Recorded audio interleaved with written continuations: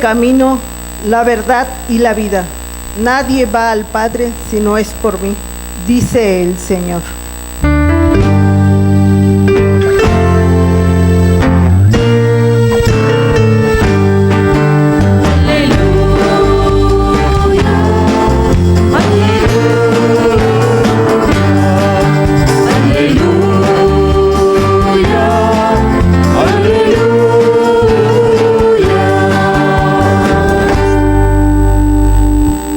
El Señor esté con ustedes.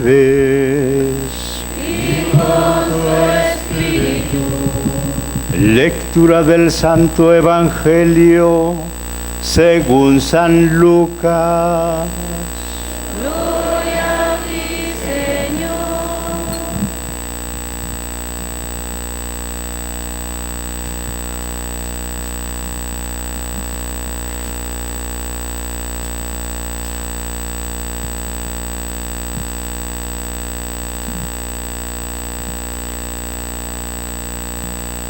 En aquel tiempo Jesús iba enseñando por ciudades y pueblos mientras se encaminaba a Jerusalén. Alguien le preguntó: Señor, ¿es verdad que son pocos los que se salvan? Jesús le respondió: esfuércense por entrar por la puerta que es angosta, pues yo les aseguro que muchos tratarán de entrar y no podrán. Cuando el dueño de la casa se levante de la mesa y cierre la puerta, ustedes se quedarán afuera y se pondrán a tocar la puerta diciendo: Señor, ábrenos. Pero él les responderá: no sé quiénes son ustedes. Entonces le dirán con insistencia: hemos comido y bebido contigo y tú has enseñado en nuestras plazas.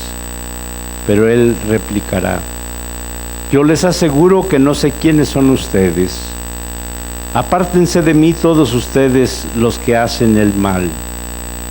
Entonces llorarán ustedes y se desesperarán cuando vean a Abraham, a Isaac y a Jacob y a todos los profetas en el reino de Dios y ustedes se vean echados fuera. Vendrán muchos del oriente y del poniente, del norte y del sur, y participarán en el banquete del reino de Dios. Pues los que ahora son los últimos serán los primeros, y los que ahora son los primeros serán los últimos. Palabra del Señor. Siéntense por favor un momento.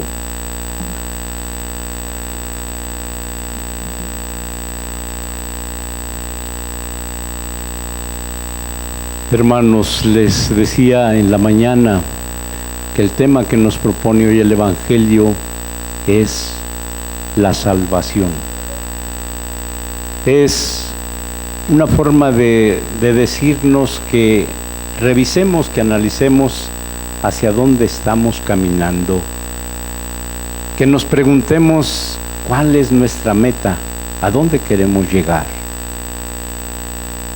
Y creo yo que hoy, como nos hablaba el Evangelio de Lucas, que dedica 10 capítulos para hacer esto, presentar esto, nos presenta a Jesús haciendo un viaje que va ciertamente a una meta, y esta meta es Jerusalén. ¿Y a qué va a Jerusalén? Va a ofrendar su vida, a entregarse a la cruz, a ofrecerse, decía, por la salvación, por nuestra salvación. Cuando aquí se habla de salvación en esta traducción del Evangelio, dice un estudioso de esto que como que no está correcta la traducción, no es exacta, dice, conforme al texto original. Dice, no habla que cuántos se salvarán, sino dice, en realidad lo que significa es cuántos permitirán o francamente querrán ser salvados. Porque quien salva es Dios. nosotros no nos salvamos por sí solos, sino el que salva es Dios. Pero tampoco Dios nos salva a fuerzas. Dios no salva, dice, son mis hijos y a todos los quiero salvados. Sí, Él nos quiere así. Pero también, junto con esto, Él quiere que nosotros pongamos nuestra parte. Y la primera, una parte de esa parte que Él quiere de nosotros, es que nosotros queramos, que nosotros aceptemos, que nosotros permitamos. Y cuando decimos que sí queremos esto, es que nos tiene que llevar a poner también nuestra parte, nuestras acciones, nuestro esfuerzo, nuestra lucha, nuestro trabajo. Poner francamente unas decisiones que vayan en ese rumbo de acuerdo a la propuesta de Jesús. Decía hoy el Evangelio que decía de esto de la salvación. En otras palabras, hablaban de esto que consiste precisamente en que después de esta vida hay otra vida.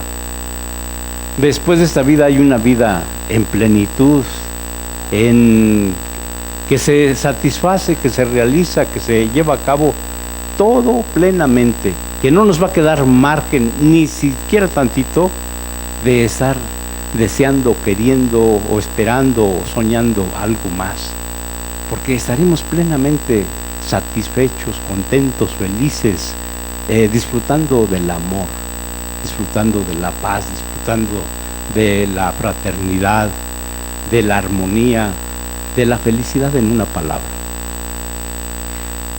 Fíjense que hablar de esto, de la otra vida, en el tiempo de Jesús había tres posturas. Los fariseos decían que sí había otra vida. Ellos hablaban de resurrección. Después de esta vida viene una vida más en plenitud, viene una vida más, vamos a decir, de más calidad, de más altura, de más satisfacción. Había otro grupo que llamaban los saduceos, que eran los sacerdotes, que eran esa gente que se dedicaba al culto, y estos decían que en realidad esa salvación o esa felicidad, esa realización de la persona, su felicidad, su paz, su bienestar, su alegría, todo esto, dice, esto se da aquí, se tiene que dar aquí, y dice, y no hay más para allá.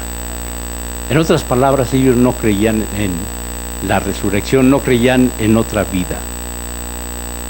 Y había otro grupo que le llamaban los apocalípticos, y estos que decían, dice, Dios nos ha creado a muchos, a muchísimos, dice, pero los que se van a salvar son unos poquitos. Y seguramente hemos escuchado cómo en ese camino que hacía Jesús a Jerusalén, le sale una persona y le hace esta pregunta: ¿cuántos son los que se salvarán? ¿Muchos o pocos? Seguramente esta persona habría escuchado alguna vez también hablar a Jesús sobre esto. Jesús en su predicación, cuando hablaba del reino de Dios, habla de una pequeña porción, de una pequeña grey, de un pequeño rebaño. Y ese pequeño rebaño se refiere precisamente a esta gente, a estas personas que están, vamos a decir, por la propuesta de Jesús, que le apuestan, que le creen, que se comprometen, que quieren ser el camino o hacer el camino de Jesús. ¿Y cómo? Bueno, pues lo que hacía Jesús. ¿Qué es lo que hacía Jesús? Jesús, si nos fijamos, iba entre los pueblos de aquí, decía, entre las villas y pueblos o ciudades, dice, iba predicando, iba enseñando, iba revelando, iba presentándonos a Dios y presentando también su plan, su voluntad, que nos quiere salvados, que nos quiere felices, que nos quiere hermanos, que nos quiere justos, que nos quiere limpios, que nos quiere ciertamente humanos. Pero juntamente con que enseñaba, predicaba y hablaba y proponía también un proyecto bien claro. Mi Padre lo que quiere es que ustedes amen. Que lo amen a Él y que amen a los demás. Como le contestaba en una ocasión a una persona que le dice, ¿cuál es el mandamiento más importante de la ley? Y le dice Jesús, mira, el primer mandamiento consiste en esto, en que ames a Dios con todo tu corazón, con todo tu ser, con toda tu alma, con todo lo que tú eres, con todo lo que eres tú. Eso es lo primero que Dios quiere. Pero quiere también, muy, muy ligado a esto, dice, que ames a los demás, que quieras a los demás, que los quieras tanto como a ti mismo. Dice, esto es lo más importante y lo esencial. Y una cosa, dice, tan importante y tan fundamental es esto, dice que en estos dos mandamientos se fundan la ley y los profetas. Toda la revelación, todo el Antiguo Testamento, dice, se apoyan, descansan, se fundamentan en estos dos mandamientos. De modo que esto sigue siendo y es lo que nosotros tenemos que tener, hermanos. Yo pienso que que les dijera, como reto en lo cual tenemos que trabajar cada día. Que busquemos amar a ese Dios. Ojalá pudiéramos de una manera igual o por lo menos semejante o tirándole a que se parezca a como Él nos ama. ¿Cómo nos ama ese Señor? De tantas maneras nos deja ver su amor. Nos tiene paciencia, nos tiene misericordia, nos tiene, es providente, nunca nos va a faltar nada. Dice que Él se preocupa, o Dios se preocupa por las aves del cielo, que no siembran ni cosechan, ni tienen graneros, dice, y nunca se quedan sin alimento. O también dice, se preocupa tanto por otras criaturas como las flores, dice, unas bellísimas que son tan elegantes, tan finas, tan hermosas, tan atractivas, dice, que ni siquiera uno de estos reyes famosísimos del pueblo de Israel, por sabio y por rico, Salomón, dice, ni siquiera con todo lo que él tenía o podía vestirse como uno de estos. Y este Dios que nos ama, decía, que aparte que se muestra bueno en todo sentido, es tan comprensivo, tan paciente y tan indulgente con nosotros, que creo yo que si no entendemos y comprendemos esto que Jesús nos enseña a través de diferentes parábolas o ejemplos, creo que no nos vamos a acercar a Él con esta actitud de confianza, de esperanza, sobre todo también de amor. Bien, pues entonces les decía, este Jesús que iba enseñando y que iba haciendo, no solamente hacía esto, sino juntamente con eso pasaba a en otro plano también. Aquello que Él iba predicando, Él lo iba realizando, Él lo iba haciendo. Iba perdonando, iba curando, iba escuchando, iba ayudando a aquellas personas que tantas veces acudían a Él para que los ayudara. El ciego, el cojo, el leproso, cualquier persona, o incluso estos pecadores de marca, como fue Zaqueo, como aquella otra mujer que habían sorprendido en adulterio, o como aquella que fue y que con un perfume costosísimo le estaba ungiendo los pies y enjugándolos con su cabellera, y que decía aquel que lo conocía o que veía aquello, dice, si este fuera profeta, no permitiría que lo tocara esta mujer. esta mujer es prostituta, esta mujer es de mala nota, esta mujer es mala. Y se suelta Jesús diciéndole: oye, Simón,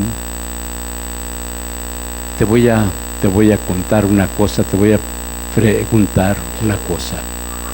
Fíjate que había 2 hombres que le debían a uno mucho dinero. Dice, pero tanto le debían que ninguno de los 2 le podía pagar.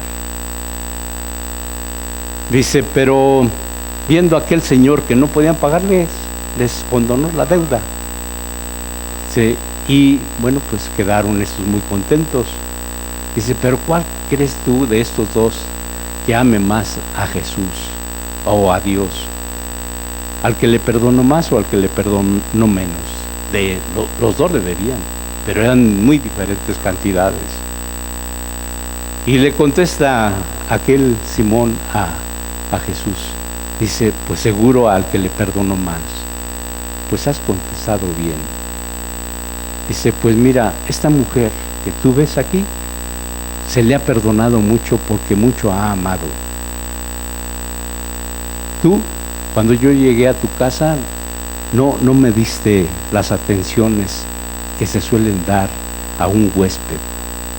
No me pusiste la atención, no me diste este trato así de caridad, de fraternidad, de buena acogida. Y te estás escandalizando porque esta mujer está haciendo esto.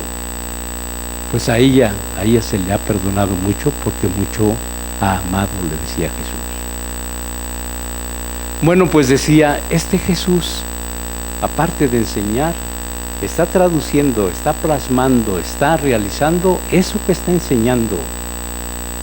Eso que propone, Él es el primero que lo hace, que lo cumple, que lo vive, que lo da. Y entonces, cuando le preguntan, oye Jesús, ¿son muchos o pocos los que se salvan? No les contesta así directamente o lo que le están preguntando. Él les está diciendo, les responde con otra cosa. No se preocupen porque si son muchos o son pocos. Preocúpense cómo hay que hacerle para salvarnos o para salvarse. ¿Qué es lo que tienen que ustedes hacer para que permitan o faciliten que Dios los salve? Y bueno, pues dice, creo que hay que hacer una cosa para esto en primer lugar. Hay que entrar por la puerta angosta. Y hay muchos que querrán entrar y no podrán entrar, no lograrán entrar. ¿Qué es eso de la puerta angosta? ¿Por qué que muchos querrán entrar y no podrán? Pues miren, en primer lugar, yo creo que entre otras cosas, por esa puerta no va a entrar o no podremos entrar si no nos hacemos en primer lugar como lo que decía Jesús y ponía de ejemplo Jesús. El que no se haga como niño no entrará en el reino de los cielos. El que no se haga el último no va a entrar en el reino de los cielos.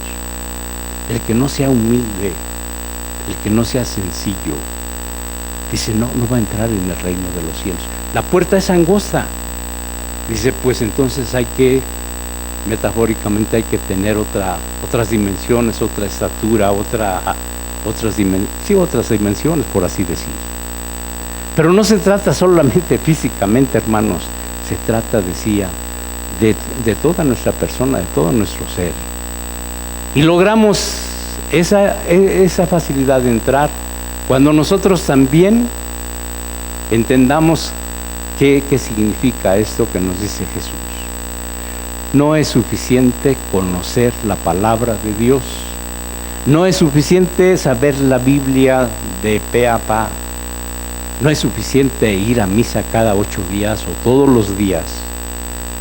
Tampoco será suficiente aunque nos acerquemos a los sacramentos con la asiduidad más posible. No será suficiente también con rezar el rosario o nuestras devociones. No es suficiente eso. ¿Y por qué les digo esto? Por lo que viene un poco después el Evangelio.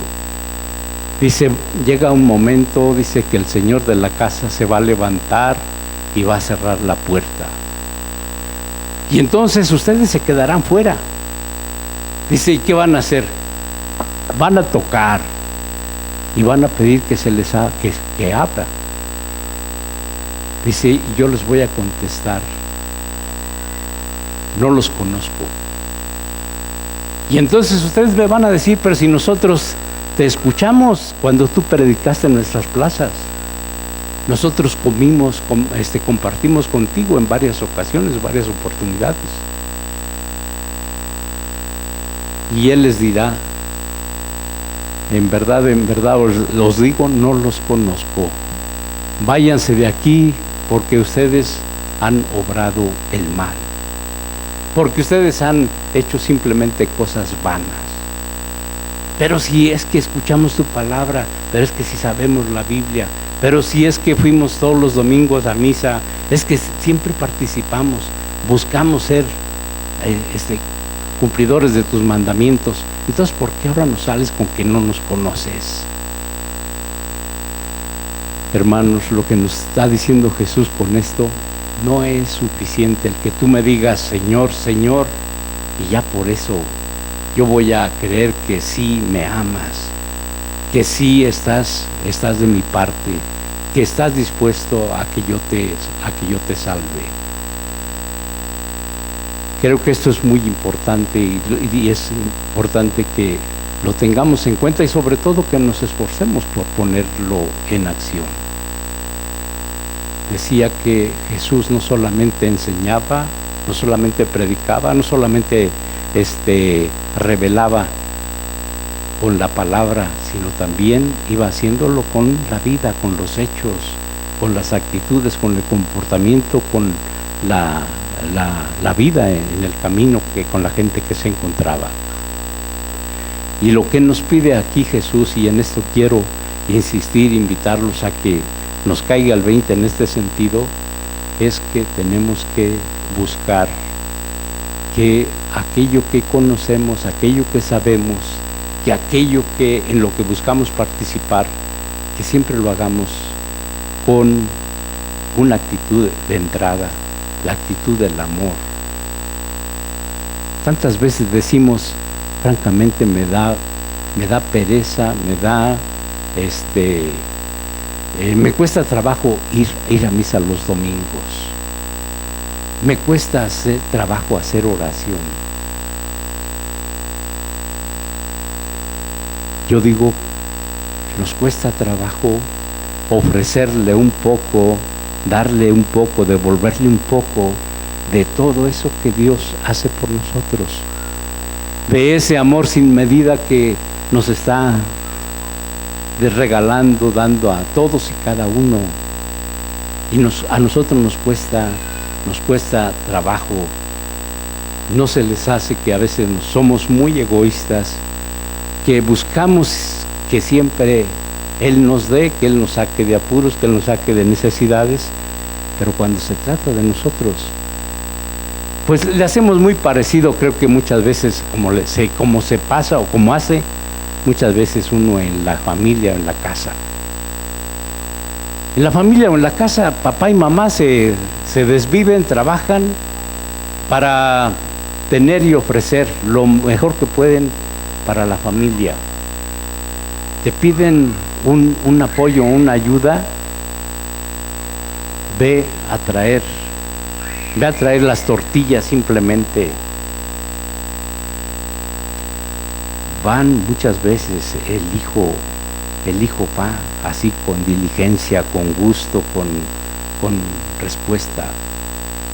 Ahora, si te piden que ayudes a que tu cuarto lo levantes, lo limpies, esté bien presentado, o si te piden algo todavía un poco más, ¿cuántas veces de los que trabajan en realidad, cuánto darán en la casa para que se ayude a la familia? Yo creo que muchos sí lo harán, seguro, pero también cuántos no lo harán. ¿Por qué? Pues es que esto me ha costado a mí, es que esto yo lo he ganado, es que yo lo he trabajado. Pero no tienes en cuenta que allí tienes casa, comida y sustento. Cuando tú necesitas, estás enfermo y que te atienden, ¿no tienes en cuenta esto? ¿Por qué lo tuyo sí es tuyo y lo de los demás, en eso también quieres tú participar? Hermanos, les digo, creo que esto es la verdad y esto es la realidad. Por eso en la mañana yo les decía, ¿a dónde estamos caminando y cómo le estamos haciendo? En nuestra vida muchas veces, les digo, nos contentamos con teoría, nos contentamos con nombres, nos contentamos o creemos muchas veces como los judíos, que porque pertenecían al pueblo judío, es que ya todos estaban salvados como creían los fariseos. No, hermanos, así habremos sido bautizados, así habremos comulgado todos los días, así habremos escuchado y meditado la palabra de Dios, pero si esto no lo vivimos, esto no lo ponemos en práctica, esto no lo hacemos realidad, olvídense que tendremos las dimensiones para entrar por la puerta angosta. La puerta angosta es Jesús. Entonces, en otras palabras, lo que nos está invitando Jesús y diciendo, mira, ¿quieres ser salvado? Trata de hacer el camino. Trata de hacer o de ser como esta persona que te está invitando a la salvación. Ama a Dios, ama a los demás. Ten interés, preocupación por los demás, no solamente pienses en lo tuyo. Ten en cuenta que las cosas materiales tienen su valor, tienen su lugar, pero nunca te van a dar o ofrecer o asegurar lo que la persona necesita, anhela o tiene sed o hambre de eso. Las cosas son limitadas y lo que Dios nos ha sembrado y porque nos ha hecho a imagen y semejanza de Él es ilimitado, podríamos decir. Entonces nada lo podrá llenar si no es ese Dios del que nosotros procedemos y al que vamos a terminar.